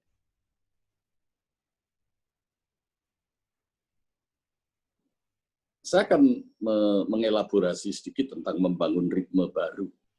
Jadi membangun ritme baru itu prinsip-prinsipnya atau apa saja yang mesti dilakukan. Ya, jadi slide-nya bisa di berikutnya, membangun ritme baru. Jadi membangun ritme baru itu adalah yang pertama, rutinitas atau pola lama harus ditinggalkan. Jadi jangan terus ingat-ingat dan ingin kembali melakukan pola yang lama. Ditinggalkan, gantikan dengan yang baru. Rutinitas sekarang rutinitas baru. Bayangkan saja kalau dulu saya tiap hari jarang di rumah, bukannya jarang, karena memang harus, maksudnya jarang itu bukan saya main ke sana, main ke sini, karena memang tugas. Saya harus mengurus sinode, saya harus mengurus jemaat, saya harus mengurus profesi, saya masih harus praktek, dan sebagainya. Jadi jarang di rumah, tapi sekarang kan setiap hari di rumah. Setiap hari ketemu istri, kan? Pagi sampai malam berdua bersama istri. Ya kita harus biasakan, rutinitas yang lama kita tinggalkan, kita masuk dalam rutinitas baru. Pola lama kita tinggalkan, kita masuk dalam pola yang baru. Yang kedua, mengganti pola lama dengan yang baru. Nah tentunya untuk mengganti yang lama dengan baru itu harus duduk bersama. Harus cukup waktu untuk itu, harus dialog, harus dibicarakan bersama-sama. Nah, pola lama dan ganti pola baru ini bukan hanya menyangkut hubungan suami dan istri, tapi juga menyangkut bagaimana hubungan orang tua dengan anak-anak. Apalagi anak-anak sekarang kan sekolahnya online. Itu pun juga perlu dipikirkan dan dibicarakan bersama. Nah, bagaimana kita berbagi waktu dengan anak, maksudnya berbagi waktu menggunakan layar laptop misalnya. Tidak semua keluarga punya laptop sejumlah orang yang ada di dalam rumah. Di dalam keluarga itu mungkin hanya ada 1-2 laptop, padahal anaknya ada 3, semua sekolah, semua menggunakan laptop bagaimana. Padahal ayahnya masih harus kerja, work from home, dan sebagainya. Padahal ibunya harus bisnis, karena bisnisnya online, harus kreatif, dan sebagainya. Nah itu dibicarakan bersama-sama. Yang ketiga adalah bersedia belajar hal yang baru. Nah ini penting. Manusia salah satu kelemahan yang saya lihat tidak mau belajar tentang hal baru. Dan dengan demikian dapat mengembangkan kreativitas. Nah, tentunya ini untuk kesulitan-kesulitan yang khususnya yang menyangkut hal-hal finansial dan juga parenting, ini perlu sekali belajar hal yang baru dan kreativitas, baik bagi ayah, baik bagi ibu. Nah, yang keempat, bersikap fleksibel dan selalu bersedia bekerja bersama. Nah, artinya juga tidak mementingkan diri sendiri. Harus betul-betul bisa rendah hati bersama-sama dengan istri dan anak-anak, mereka duduk bersama, tidak menang sendiri, betul-betul membicarakan dialog, bagaimana pola baru yang akan diterapkan. Nah, tentunya perlu fleksibel. Dan satu dengan yang lain berbagi tentang apa yang menjadi harapan, expectation mereka masing-masing. Nah, yang kelima adalah dialog. Apa saja yang diharapkan dan ingin dikerjakan di rumah. Ini perlu, karena ini adalah suatu rutinitas dan suatu pola baru di rumah, dan mungkin waktunya tidak hanya sementara, mungkin mengatakan ada yang sampai akhir tahun, ada yang mengatakan sampai tahun depan. Nah, kegiatan seperti ini di mana work from home atau kita masih harus menjaga jarak sosial dan social distancing, belum boleh kemana-mana. Nah, waktu di rumah menjadi sangat banyak. Nah, apa yang mau dibicarakan di rumah? Apa yang mau dikerjakan di rumah? Itu perlu didialog, perlu dibicarakan, perlu ada dialog. Dan yang keenam tentunya adalah regulation, mengatur diri sendiri. Satu sama lain harus bisa mengatur dirinya masing-masing. Mengatur diri, self-regulation. Kita membuat pola baru, ada aturan baru, tapi tentunya kita pun juga harus bisa mengatur diri kita. Kalau kita nggak bisa diatur, kita nggak bisa beradaptasi dengan pola baru. Nah, kemudian prinsipnya adalah melayani satu sama lain dan menyediakan waktu yang berkualitas. Jadi waktu-waktu yang dipakai, yang dulu mungkin waktu itu disia-siakan hanya untuk kepentingan-kepentingan yang tidak sesuai dengan prioritas tujuan Allah. Nah, tentunya sekarang kita harus punya waktu yang berkualitas untuk kita bisa mencapai tujuan yang Allah inginkan. Dan termasuk menyusun jadwal baru. Nah, tentunya yang terakhir kita perlu melakukan evaluasi tentang apa-apa yang sudah disepakati dalam dialog, dalam pembicaraan, apa-apa yang mau dikerjakan bersama, kita evaluasi. Itu berjalan dengan baik, memenuhi harapan masing-masing atau tidak. Nah, demikianlah membangun ritme yang baru. Jadi dengan kata lain, saya mengatakan bahwa adaptasi itu adaptasi untuk hidup dengan pola yang baru. Slide berikutnya. Pola yang baru. Pola yang baru diharapkan pola yang makin memperkokoh keluarga. Memperkokoh keluarga artinya keluarga itu berfungsi dengan baik, sesuai dengan arah dan tujuan yang Allah tetapkan bagi keluarga. Jadi adaptasi dengan pola baru. Salah satu cara yang hebat untuk mengatasi ketidakpastian dan ketegangan adalah melakukan sesuatu bagi orang lain. Maksud saya, pola baru yang saya tekankan di sini, orientasi hidup kita tidak orientasi lagi ke dalam, ke diri sendiri. Orientasi hidup kita harus lebih jelas, di mana kita harus menjangkau orang lain. Kita harus melayani orang lain. Kita harus memahami orang lain. Kita harus lebih mengutamakan kepentingan orang lain, dan sebagainya. Jadi salah satu cara yang hebat untuk mengatasi situasi yang dikatakan new normal, situasi yang dikatakan pandemi ini, situasi yang tidak pasti, situasi yang menegangkan adalah pada waktu kita tidak hanya memperhatikan diri sendiri. Orang yang cemas biasanya orientasinya hanya memperhatikan dirinya sendiri. Makin memperhatikan dirinya sendiri, makin cemas. Makin cemas, makin memperhatikan diri sendiri. Relasi makin buruk, dan seterusnya. Tetapi cara yang hebat untuk mengatasi dan ketidakpastian dan ketegangan ini adalah pada waktu kita keluar dari memperhatikan diri sendiri untuk kemudian kita melakukan sesuatu yang menjadi berkat dan bermanfaat dan berdampak bagi orang lain. Jadi dengan kata lain memang perlu tindakan kasih yang radikal. Tanpa Roh Kudus ini tidak mampu. Sebab itu kita harus makin dekat dengan Tuhan, kita makin yakin dan membiasakan diri Roh Kudus leluasa memakai hidup kita sekalian. Roh Kudus leluasa berbicara dan kita merespon dengan tepat terhadap apa yang Roh Kudus kehendaki. Saya akan tutup dengan satu ayat yang dekat-dekat dengan Pak Yulianto tadi sampaikan, yaitu di Filipi pasal 4 ayat yang keempat sampai ke-6. Mari kita baca bersama-sama ayat ini. Filipi pasal 4 ayat yang keempat sampai ke-6. Bersukacitalah senantiasa dalam Tuhan. Sekali lagi, kukatakan bersukacitalah. Hendaklah kebaikan hatimu diketahui semua orang. Tuhan sudah dekat. Janganlah hendaknya kamu khawatir tentang apapun juga. Ya, next slide. Bisa diklik next slide. Tetapi nyatakanlah dalam segala hal keinginanmu kepada Allah. Dalam doa dan permohonan dengan ucapan syukur. Jadi intinya mempunyai keyakinan yang teguh bahwa Tuhan Yesus yang sudah menyatakan kuasanya yang luar biasa, kasihnya yang luar biasa, perbuatannya yang luar biasa. Dia adalah yang membuat jalan bagi kita semua. Sebab itu kita bersukacitalah senantiasa. Apapun yang terjadi, tetap bersukacitalah. Nah, saudara, dengan bersukacita itu modal besar supaya hidup kita tetap memiliki kesempatan menjadi terang dan garam, berjalan dalam kasih menjadi terang dan garam bagi banyak orang. Mula-mula dengan orang-orang yang dekat dengan kita dalam keluarga. Jangan sampai ini tidak terjadi. Tuhan sudah dekat. Tuhan sudah dekat. Jadi apapun yang terjadi, apapun yang dialami, apapun yang dirasakan, serahkan semua kepada Allah dalam doa dan permohonan dan dengan ucapan syukur. Tuhan memberkati. Terima kasih. Selamat malam. Terima kasih. Kembalikan pada Pak Edi. Terima kasih Pak Tijo atas sharingnya. Ya. Sangat memberkati kita semua. Bagaimana kita menavigasi keluarga di tengah-tengah pandemik ini. Tadi Pak Tijo menjelaskan bahwa pandemik ini justru adalah kesempatan ketika Tuhan mengizinkan keluarga melihat, menguji dasar kita, untuk tetap melihat arahnya, ke kompasnya, true note-nya.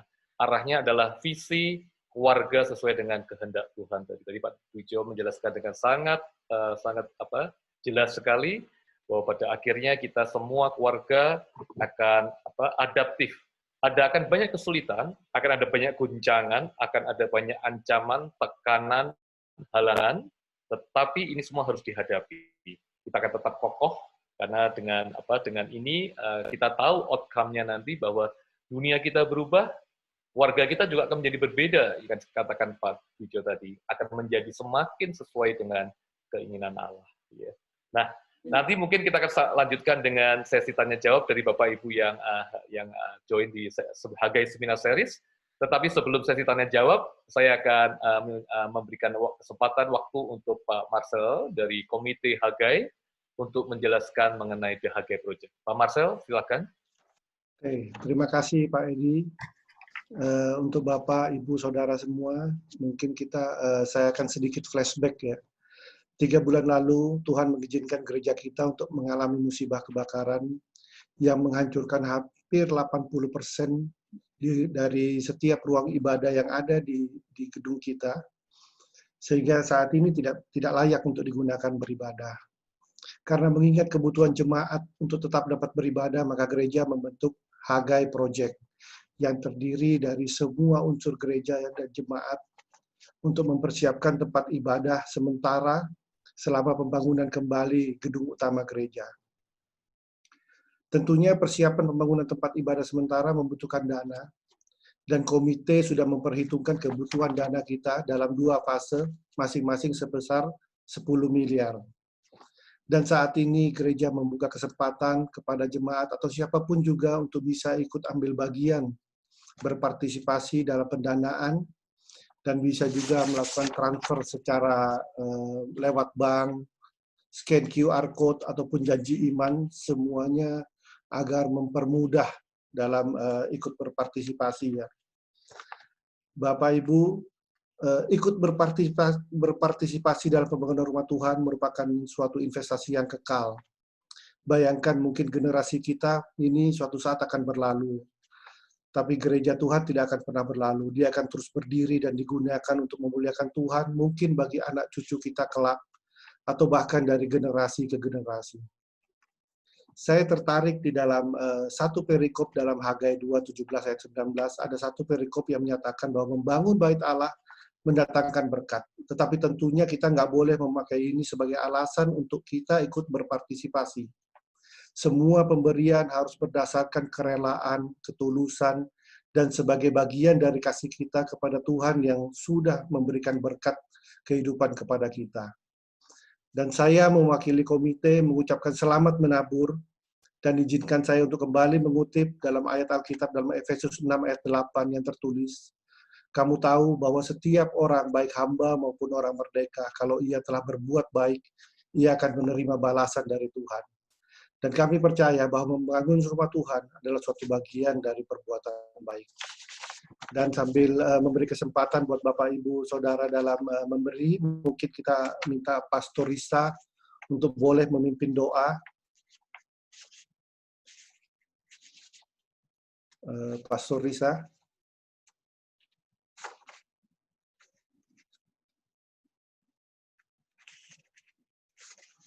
Oke, sorry tadi ke-mute. Ya, thank you Pak Mar.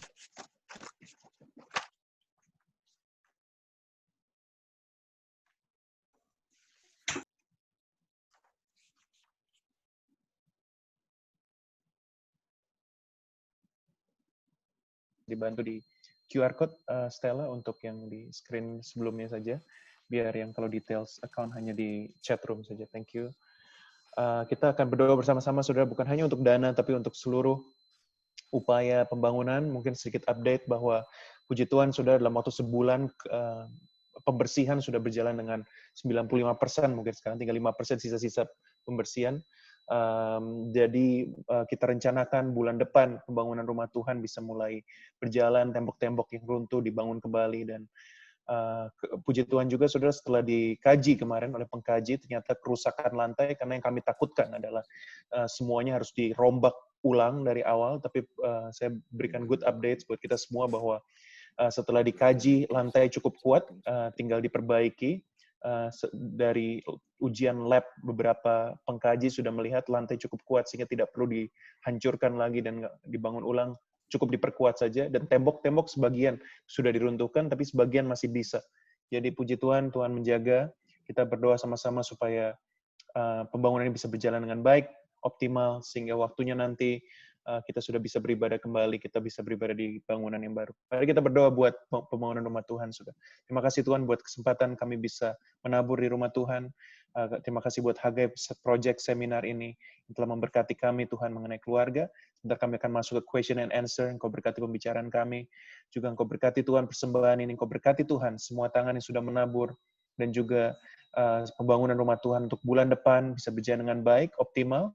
Sehingga waktunya nanti kami bisa beribadah kembali, kami bisa beribadah kembali di rumah Tuhan yang telah terbangun kembali. Terima kasih buat kasih setiamu Tuhan, buat gerejamu. Engkau terus bekerja dalam nama Tuhan Yesus kami berdoa. Amin. Amin. Terima kasih Saudara, saya kembalikan kepada moderator. Thank you. Terima kasih Pastor Riza.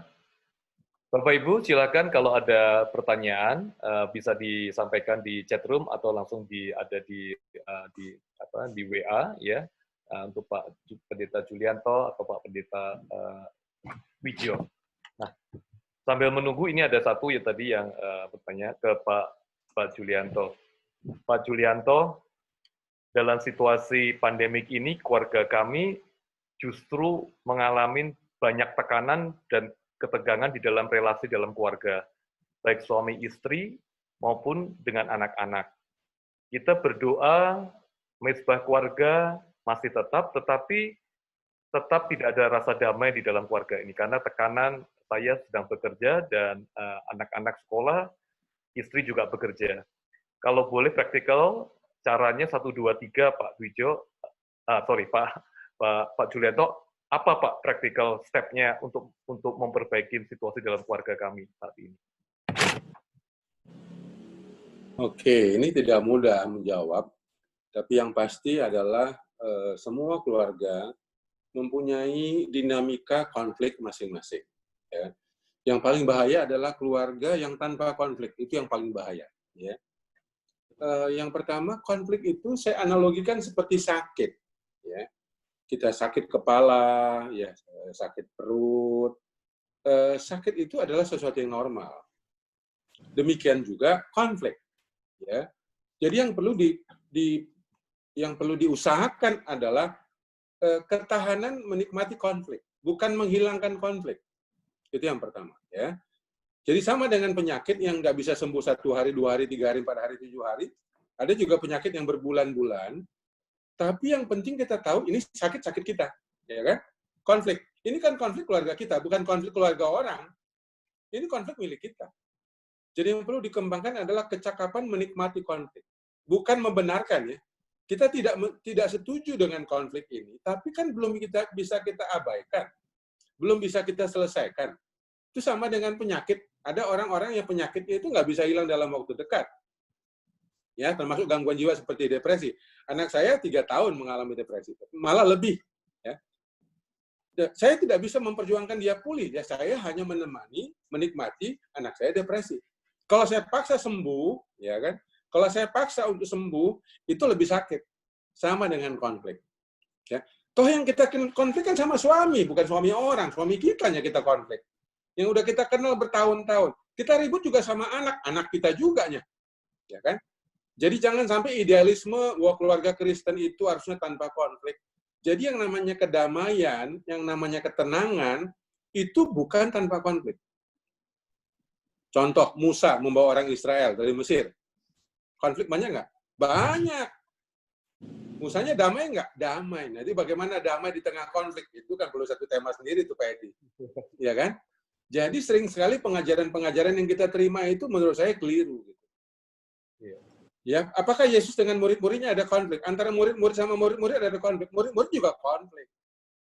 Ya, jadi yang perlu dikembangkan itu selain resolusi konflik, ya, rekonsiliasi konflik, tapi juga menikmati konflik. 3 tips yang sederhana. 1, selain tadi menikmati. Yang kedua adalah memahami pasangan atau anak kita, atau orang tua kita. Kenapa ya dia mempunyai perilaku-perilaku tertentu yang membuat kita gampang marah dan kecewa. Pasti ada alasan. Ya.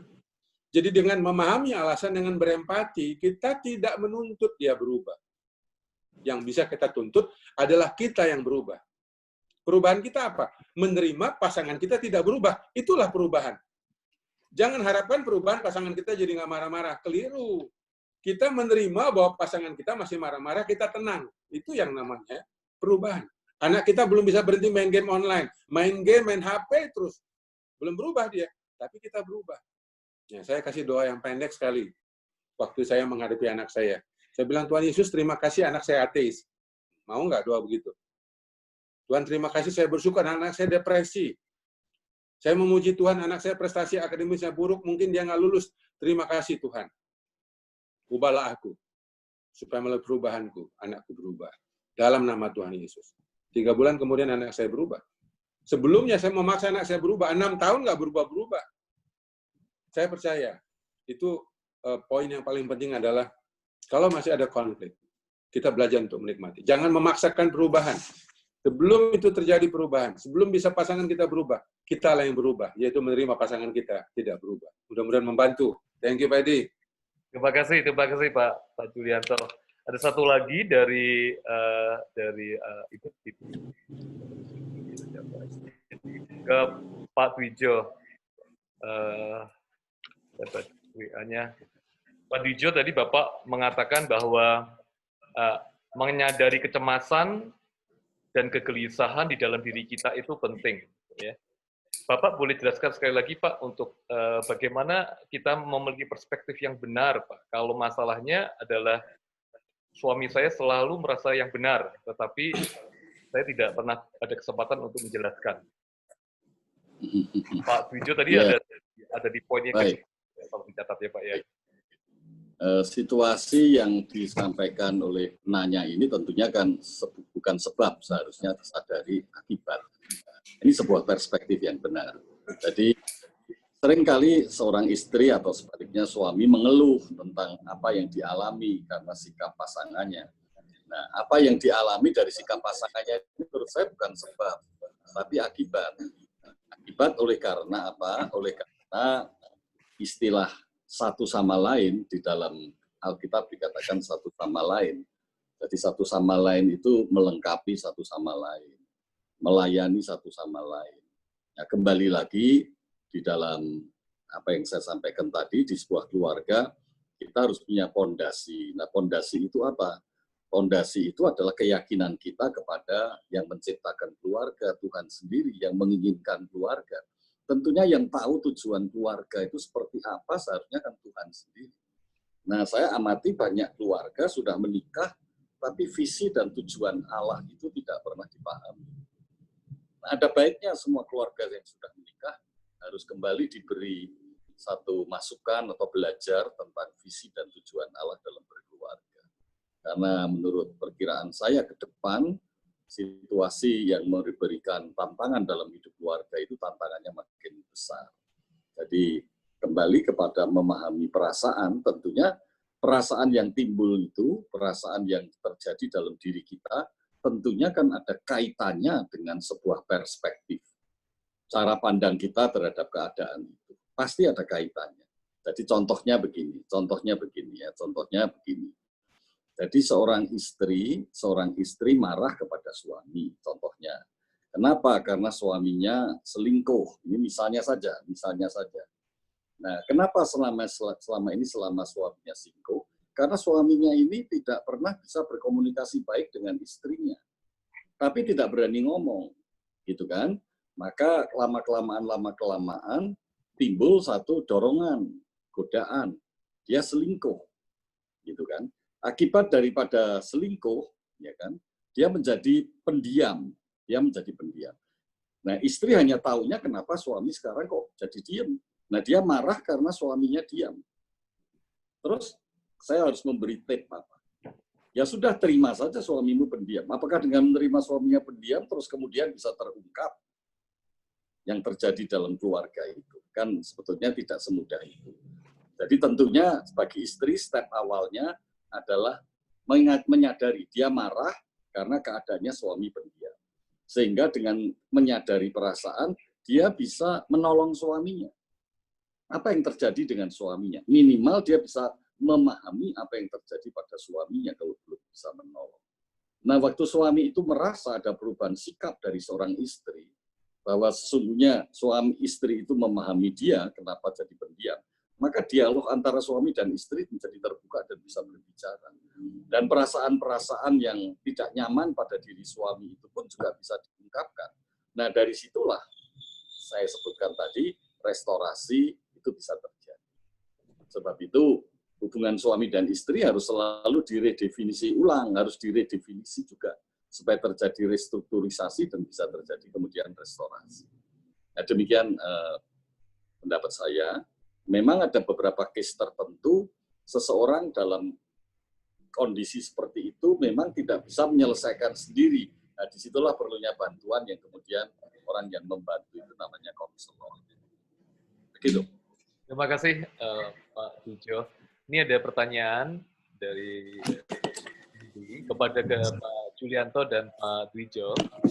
Dan nanti Pak Julianto yang dulu, nanti Pak Dwijo. Kepada kedua pembicara, kalau konflik terus dalam keluarga akan menghancurkan emosi, mental dan psikologi terganggu, emosi juga terganggu. Apakah tetap harus dinikmati? Bagaimana dengan kerusakan mental dan emosi? Apakah bisa disembuhkan dengan terus menikmati konflik? Silakan Pak Julianto. Ya, dulu waktu saya konflik sama istri saya beberapa tahun lamanya, hampir 5 tahun ya. Saya berusaha untuk menolong diri saya sendiri, menikmati, tapi saya nggak sanggup. Nah, apa yang saya lakukan? Ya, saya pergi sekolah counseling, saya pergi counseling seminggu sekali dengan konselor saya. Saya nggak berdiam diri, maksudnya saya tetap pergi counseling ya. Jadi waktu saya punya masalah sama anak saya beberapa tahun konflik, ya saya pergi ke 9 psikolog, 3 konselor, ya, dan psikiater saya pergi. Jadi kalau kita sakit umum di rumah nggak sembuh-sembuh ya ke dokter dong. Nah, ke dokternya berapa lama tergantung. Kalau akutnya 3, ya rutin lah mungkin 6 bulan, ya bisa setahun. Kalau sudah stadium akut 4 kankernya, ya mungkin lebih 2 tahun. Ya contoh Moze misalnya anak saya yang konflik sama saya dari kecil itu, dia hampir 2 tahun pergi ke konselor seminggu sekali ya. Seminggu sekali selama 18 bulan. Itu yang di Amerika ya, belum yang di sini ya. Yang di sini itu 9 psikolog, 3 konselor, 1 psikiater. Jadi harus ada yang dilakukan. Yang saya bilang tadi menikmati itu lebih kepada kalau sanggup mengelola, kalau nggak sanggup ya cari bantuan. Kalau kepala saya sakit masih minum obat Panadol, oke. Tapi kalau udah pusing nggak sanggup ya saya ke rumah sakit, nginep pasti. Ya itu kira-kira dari saya. Pak Dwijo mungkin bisa nambahkan. Ya baik. Jadi kalau situasi yang dihadapi oleh penanya tadi, konflik terus-menerus, berarti mereka berdua kan sudah kehilangan kapasitas untuk bisa menyelesaikan atau menghadapi situasi yang ada, gitu kan. Nah, saya anjurkan kalau menyadari itu, ya bersama-sama menyadari untuk datang pada, tadi dikatakan Pak Julianto, datang ke dokter, ya maksud saya datang ke penasehat. Kalau di sebuah jemaat ya datang kepada konselor. Tapi selama kita sebelum datang ke konselor memang ada baiknya dalam situasi yang sesulit seperti apapun, seseorang itu mesti bisa, tadi seperti saya katakan, mesti bisa mengungkapkan apa yang ada di dalam hatinya, apa yang ada di dalam pikirannya. Nah, umumnya apa yang ada di dalam hati, umumnya apa yang di dalam pikiran itu maksudnya kan di memorinya, di otaknya, gitu kan, pengalaman-pengalaman yang melekat pada otaknya. Umumnya itu kan terkait dengan perasaan, dan biasanya kalau sudah terkait dengan perasaan sih bisa berdampak yang lebih dalam lagi, gitu kan. Karena yang dirasakan oleh manusia itu lebih banyak apa yang disebut perasaan tadi, sehingga ada istilah kepahitan, begitu kan. Tapi apa yang terkait dengan perasaan itu pada umumnya juga sangat dipengaruhi oleh perspektif atau oleh pikirannya. Nah, kalau sedang merenung diri sendiri, saya anjurkan masing-masing yang berkonflik tidak ada selesai-selesainya itu merenungi tentang perasaan yang dialami, mengakui perasaan yang sedang dialami. Kemudian merenungkan kaitan perasaan ini muncul karena apa? Seperti contoh yang tadi saya katakan. Jadi misalnya saya dalam tugas profesi saya sehari-hari yang sering saya hadapi selain masalah pernikahan, masalah parenting, masalah kelakuan yang nakal anak, masalah kelakuan yang nakal dari remaja. Sekarang yang paling marak sekali kan banyak remaja yang mengalami kesulitan dengan identitas dirinya. Jadi tentunya itu datang karena perasaan yang tidak menyenangkan, itu yang mendorong dia datang kepada seorang psikiater seperti saya. Tetapi saya tidak akan dengan serta-merta saya menghilangkan perasaan, misalnya saya memberikan obat. Seperti orang sakit kepala, saya memberikan obat penghilang sakit kepala. Kan tidak mungkin. Saya harus mengetahui perasaan yang seperti itu timbul oleh karena apa yang terjadi dalam diri orang. Jadi dipahami betul-betul. Nah, disitulah pentingnya berbicara dengan orang lain untuk bisa belajar memahami sebetulnya perasaan apa yang ada pada diri saya ini, di dalam diriku ini. Kalau memang belum sampai ke konselor dan memang nggak bisa sharing dengan suaminya atau nggak bisa sharing dengan anak. Tapi kan tentunya kalau bergereja, di gereja ada teman-teman, saudara-saudara rohani, teman rohani yang dekat, ada pemimpin rohani, ada orang-orang yang lebih senior dalam kerohaniannya, ada bapak rohani, kakak rohani. Jangan menutup diri, tapi berbicaralah dan akuilah perasaan-perasaan yang ada pada diri. Saya kira itu akan menjadi pembuka katup yang kemudian akhirnya tidak akan membuat ledakan yang besar dan yang disebut kehancuran dalam relasi atau kehancuran dalam keluarga. Bukalah katup sedikit supaya ketegangan yang ada dalam diri menjadi berkurang. Terima kasih Pak Dijo. Ini ada pertanyaan untuk Bapak juga, mungkin langsung aja. Shalom Pak Dijo, apakah sifat introvert berubah ke ekstrovert? Apa yang menjadi penyebabnya? Ini berkaitan dengan pandemik, orang yang introvert bisa berubah jadi ekstrovert. Silakan Pak Dijo. Ya, sebetulnya kalau introvert itu memang sudah pembawaan dari awalnya, karena yang merupakan ciri daripada sifat atau sifat yang menjadi ciri daripada sebuah kepribadian, itu kan prosesnya tidak situasional. Tapi prosesnya itu adalah proses yang biasa di literatur disebut epigenetik. Jadi apa yang dimaksud epigenetik? Itu adalah ada keterlibatan dari banyak faktor. Jadi tentunya satu faktor pembawaan. Pembawaan itu bisa dimulai dari gen, bisa dimulai dari struktur dan fungsi otak, bisa dimulai dari kelenturan otak, ciri-ciri otak itu sendiri, kemudian bisa dimulai dengan pola-pola pembiasaan yang didapatkan melalui parenting, melalui berteman, melalui interaksi secara sosial dengan guru, dengan lingkungan, dan sebagainya. Sehingga pada waktu dewasa, kemudian menetap menjadi sebuah sifat. Atau sebelum dewasa dalam perkembangan di masa anak sampai remaja dan dewasa sudah nampak. Nah, memang ada sifat introvert yang faktor genetiknya lebih besar. Tapi ada orang introvert yang tidak disebabkan oleh faktor genetiknya lebih besar. Umumnya introvert yang dimaksud di dalam literatur adalah introvert yang faktor pembawaan itu lebih besar. Jadi dia memang introvert, tapi ada juga orang nggak introvert. Tapi orang itu pemalu, orang itu tidak percaya diri, orang itu selalu merasa dirinya itu buruk, orang itu selalu membanding-bandingkan dengan orang lain, sehingga orang itu selalu menghindari di dalam interaksi sosial dan sebagainya. Nah, ini bukan introvert yang sesungguhnya, tapi ini adalah akibat. Akibat oleh karena dia tidak mendapatkan apa yang dibutuhkan dalam masa perkembangannya. Misalnya yang dibutuhkan paling utama dalam setiap manusia adalah suatu relasi yang memberikan rasa aman pada dirinya. Relasi yang memberikan rasa aman itu kalau dia dirinya dari sejak kecil, dari sejak masa balita, dia itu aman karena dia merasa disayang, artinya dia merasa diperhatikan. Pada masa sekolah dia juga aman karena dia merasa diakui. Apa yang dia capai itu merasa diperhatikan orang, diakui, dianggap oleh orang, dan seterusnya. Dan seterusnya. Tapi kalau itu tidak dapat, maka dia akan menjadi kecewa dengan dirinya, dan itu yang biasa disebut dengan introvert. Dia akan banyak menarik diri dalam pergaulan sosial. Nah, tadi disebutkan, di masa pandemi COVID ini dia jadi berubah. Dia seolah-olah bisa mengatasi barrier yang ada pada dirinya. Nah, tentunya saya tidak bisa menjawab dalam situasi dalam perjumpaan dengan Zoom ini, karena untuk menjawab itu saya mesti bertemu dengan orangnya kan. Apa sebetulnya faktor yang dalam situasi sulit ini kok dia menjadi berubah? Nah, pertanyaannya, berubahnya itu berubah ke arah lebih baik, normal, dia itu makin sehat, atau berubah ini ke arah yang lebih buruk? Sebetulnya tidak berubah. Dia jebol, lain toh. Kalau jebol kan berubah juga, tapi kan jebol itu artinya kan ada struktur yang rusak. Jadi harus juga diwaspadai juga. Ya. Karena berbagai gangguan jiwa atau berbagai simptom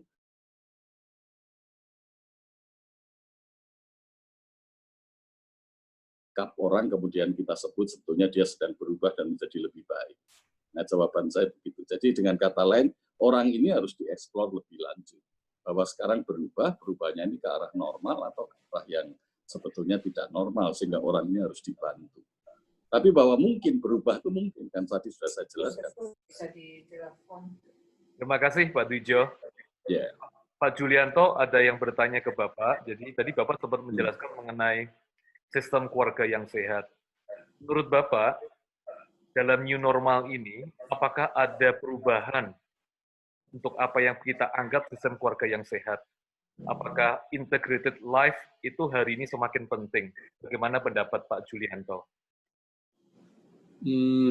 Apa yang dijelaskan integrated life itu apa maksudnya tadi? Boleh dijelaskan nggak?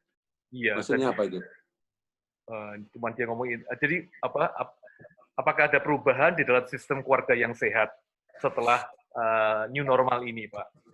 Mungkin mengenai tadi ya Bapak ngomong bahwa mengenai masalah pekerjaan, keluarga, bonding, kekitaan, apakah yang disebutkan integrated life? Oke. Coba, Pak.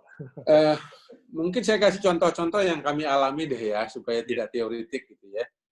Misalnya, anak kami pengeluarannya untuk hobi itu selama di Amerika itu banyak ya, minta mesin jahit, dia mau menjahit katanya. Lalu dia minta itu membeli gitar, ya, dia mau mengembangkan hobinya dengan gitar. Dia meminta itu alat-alat untuk fotografi sama rekaman video karena dia seorang pembicara, dan juga dia belajar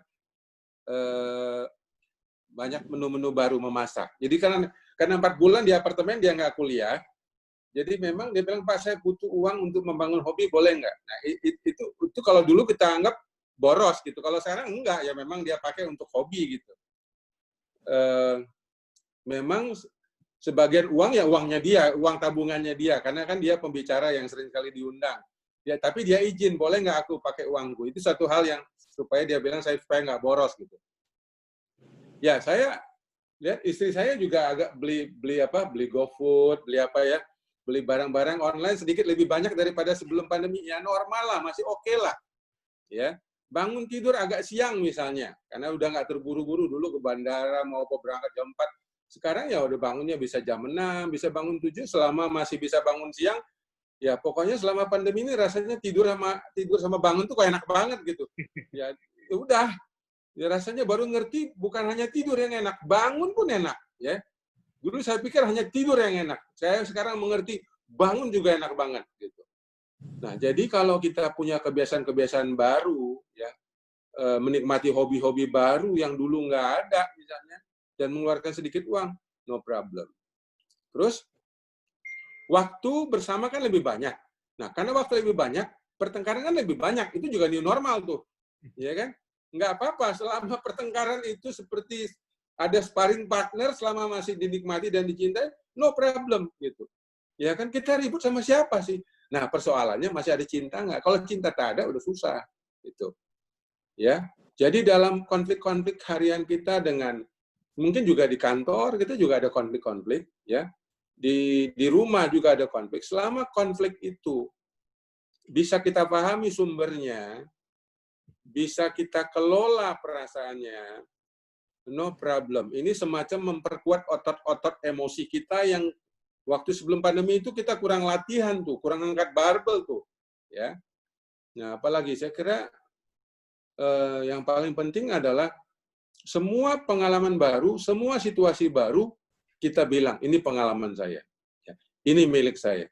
Bahkan kalau Anda depresi pun sekalipun, anxiety sekalipun, anggap itu properti, itu harta milik. Ya, sekali-sekali depresi, puji Tuhan, ya. Tapi jangan terus-terusan lah. Ya, sekali-sekali depresi, nikmatin. Sekali-sekali nggak bisa tidur, nikmatin.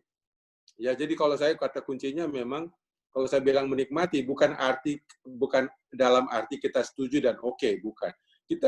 Kita menerima keadaan yang tidak bisa kita ubah. Ya, terima kasih, Pak. Terima kasih, Pak Julianto. Nah, Bapak Ibu masih ada beberapa pertanyaan, tetapi waktu yang mungkin sangat terbatas, nanti kita bisa ganti sesi. Nah, tapi sebelumnya saya mohon Pak Dwijo untuk memberikan sedikit closing remarks, dan nanti dilanjutkan oleh Pak Julianto juga memberikan closing remarks sebelum nanti kita akhiri acara ini. Pak Dwijo, silakan Pak untuk memberikan kata-kata penutup dalam seminar kita malam hari ini. Keluarga adalah lembaga yang amat sangat penting. Karena keluarga adalah lembaga dalam hubungan antar manusia yang awal diciptakan oleh Allah, yang menjadi fondasi bagi lembaga-lembaga yang berkaitan dengan relasi antar manusia yang selanjutnya. Seperti relasi di masyarakat, kemudian gereja, bangsa, dan sebagainya. Sebab itu, memprioritaskan membangun keluarga dengan fondasi, dengan struktur, dengan bangunan yang kokoh, sesuai dengan tujuan dan visi Allah, itu menjadi sesuatu yang harus diinginkan oleh setiap keluarga. Terima kasih, Pak Dwijo. Pak Julianto, silakan, Pak. Kalau saya setelah menerima Kristus ya, yang kedua yang paling penting itu adalah memelihara, selain memelihara iman kita dalam Kristus, adalah memelihara kesehatan mental. Harganya itu mahal. Untuk membiayai kesehatan mental itu mahal. Jadi lebih baik kita mencegah. Jadi new normal ini mengingatkan saya bahwa kita tidak bisa main-main lagi dengan kesehatan mental. Ya. Karena sekali kita abai, ya, maka kesehatan mental itu bisa merusak banyak hal, ya, karir, pekerjaan, relasi, bahkan merusak iman kita sendiri. Ya, jadi saya kira itu pesan saya untuk kita sebagai closing pada malam hari ini. Thank you. Terima kasih Pak Julianto, terima kasih banyak. Bapak Ibu sekali lagi terima kasih atas kehadirannya, dan nanti ini akan kita tutup dengan closing remark dari Pak Marcel mewakili komite HGI, dan nanti kita akan ada bersama-sama closing prayer dengan Pastor Risa, dan nanti akan group picture bersama-sama. Silakan Pak Marcel. Ya, terima kasih Bapak Ibu. Nggak terasa 2 jam sudah kita ikuti webinar ini. Sungguh merupakan suatu hal yang positif ya. Satu hal yang mungkin perlu kita garis bawahi bahwa dalam situasi normal ini tentunya kita harus tetap memprioritaskan akan hal-hal yang baik sesuai kehendak Tuhan supaya arah dan tujuan hidup kita tidak salah. Kalau bersama Tuhan mungkin situasi tetap bisa sulit, tapi bersama Tuhan kita akan cakap menanggung segala hal. Bahkan dalam situasi pandemik ini saya yakin bersama Tuhan kita mampu melewati semua. Semoga webinar ini bermanfaat untuk kita semua, dan sebelum tutup mungkin kita akan doa oleh Pastor Risa. Ya, thank you Pak Marcel, thank you buat Pak Dwijo, Pak Julianto buat waktunya malam ini mendukung HGI Project. Kita udah sering pelayanan bareng di Christ Cathedral, tapi kita rindu satu kali bisa meng-host lagi Pak Dwijo dan Pak Julianto di New Men's Sanctuary. Perkenanan Tuhan Bapak-Bapak bahwa Desember kita soft opening dan April tahun depan kita grand opening. So thank you waktunya buat malam ini. Mari saudara kita mau berdoa sama-sama. Kita tutup dalam doa, setelah itu kita foto bersama. Terima kasih Tuhan, kami bersyukur buat kesempatan malam ini kami bisa bersama-sama mengikuti HGI seminar tentang family. Kami bersyukur Tuhan bahwa di dalam kondisi yang tidak menentu, Engkau Tuhan yang memegang tangan kami, Engkau Tuhan yang selalu ada untuk kami. Dan Engkau Tuhan biarlah di dalam konflik sekalipun kami menikmati konflik itu Tuhan. Karena kami percaya Tuhan bahwa Engkau menajamkan kami lewat konflik-konflik yang terjadi dalam keluarga. Yang berdoa Tuhan, tolong kami dalam keluarga kami. Kami perlu pertolongan Tuhan dalam berbagai aspek, supaya kami tidak sendiri, kami bisa seek counseling, seek help, juga supaya kami bisa berjalan semakin dekat Tuhan di dalam membina hubungan keluarga. Terima kasih Tuhan, berkati HGI Project, berkati semua pembicara pada hari ini, Pak Dwijo, Pak Julianto, terima kasih buat waktu mereka, Tuhan berkati terus, kami rindu bertemu lagi di New Men's Sanctuary satu hari, waktu Tuhan sudah pulihkan gerejamu, dan Tuhan sudah pulihkan keadaan COVID di Indonesia. Terima kasih Tuhan, kami serahkan malam ini dalam nama Tuhan Yesus kami berdoa. Amin. Silakan. Amin. Pak Edi. Ya. Mungkin sebelum kita tutup acara seminar hari ini, kita mau group picture dulu ya.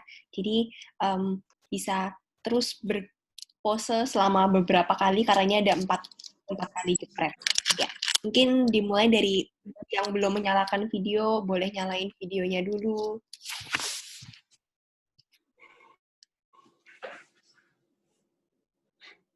Ya, kita akan mulai dari yang pertama ya, boleh bersiap-siap untuk berpose. Ya. Sekarang yang kedua.